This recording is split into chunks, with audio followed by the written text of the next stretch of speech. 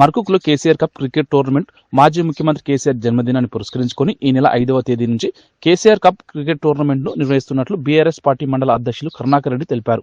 మంగళవారం మర్కుక్ మండల కేంద్రంలో నిర్వహించిన మీడియా సమావేశంలో ఆయన వివరాలు వెల్లడించారు. టోర్నమెంట్లో విజేతలకు ప్రథమ బహుమతిగా 50,000 నగదు, ద్వితీయ బహుమతిగా 25,000 నగదు ట్రోఫీ అందజేస్తామన్నారు. ప్రతి మ్యాచ్కు మ్యాన్ ఆఫ్ ద మ్యాచ్ అవార్డుతో పాటు బ్యాటింగ్, బౌలింగ్లో ప్రతిభ చూపిన క్రీడాకారులకు ప్రత్యేక బహుమతులు ఉంటాయని తెలిపారు.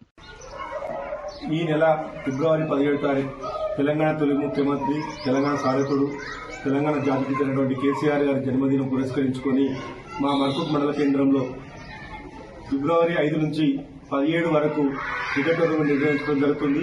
ఇట్టి క్రికెట్ టోర్నమెంట్ మండల బీఆర్ఎస్ పార్టీ ఆధ్వర్యంలో మర్కుక్ మండల్ స్పోర్ట్స్ క్లబ్ సౌజన్యంతో నిర్వహించడం జరుగుతుంది. ఈ కార్యక్రమంలో ఈ టోర్నమెంట్ను మర్కుక్ మండలం సంబంధించినటువంటి యువత సద్వినియోగం చేయాలని కోరుకుంటున్నాము. అదేవిధంగా ఈ కార్యక్రమాన్ని విజయవంతం చేయాలని మా స్పోర్ట్స్ క్లబ్ మిత్రబృందాలందరినీ మా మండల పార్టీ బీఆర్ఎస్ తరఫున వారికి విన్నవించుకుంటున్నాము.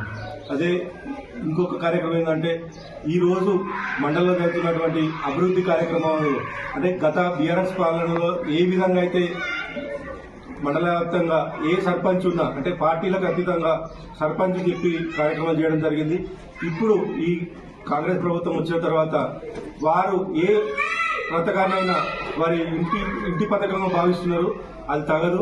సరే, మొన్నటి వరకు అంటే సర్పంచులు లేరు. ఇప్పుడు సర్పంచ్ ప్రతి గ్రామంలో సర్పంచ్ పాలకవర్గం వచ్చింది.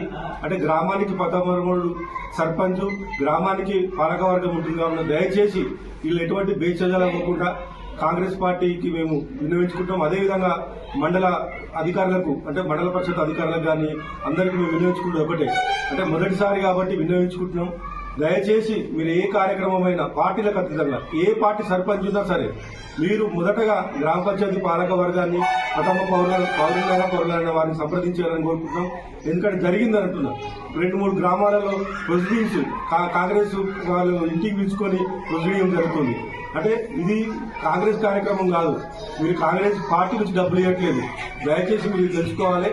సరే, మీరు అక్కడికి ఎక్కడైతే గ్రామ పంచాయతీ దగ్గర ఇస్తారో అక్కడ వచ్చి మీ కాంగ్రెస్ మీ పథకాలను వాళ్ళకి ఇచ్చేటప్పుడు లబ్ధిదారులు చెప్పుకోండి. కానీ మీరు స్వతహాగా మీ ఇంటికి పిలుచుకొని గ్రామంలో ఎన్నికైన ప్రజల చేత ఎన్నికైనటువంటి ప్రథమ పౌరులను కానీ రాజ్యాంగబద్ధమైనటువంటి ప్రథమ పౌరులను వాళ్ళను ఇబ్బంది పెట్టకండి. ఎందుకంటే మీరు రాజ్యాంగాన్ని విమర్శించకండి, రాజ్యాంగాన్ని మీరు ఇబ్బంది పెట్టకండి. రాజ్యాంగం ప్రకారం మన అధికారులు నడుచుకోవాలని కోరుకుంటూ, ఒకవేళ రేపు మా సర్పంచ్ ఫోరం అధ్యక్షులు తుమ్మకానికి ఆధ్వర్యంలో ఎంపీడీఓ గారికి వినతిపత్రం కూడా ఇస్తున్నాం. ఇదేమో వినతిపత్రం ఇస్తున్నాం. ముందు జరిగే కార్యక్రమాలు ఖచ్చితంగా గ్రామ పంచాయతీ పాలకవర్గాన్ని తెచ్చి చేయాల్సిందిగా కోరుకుంటున్నాం. చేయకపోతే మండల సర్పంచులతో పాటు వార్డు మెంబర్లు అందరూ కలిసి గ్రామ పంచాయతీ ఎంపీడీఓ కార్యాలయం ధర్నా కూడా మేము పెట్టుకోవడం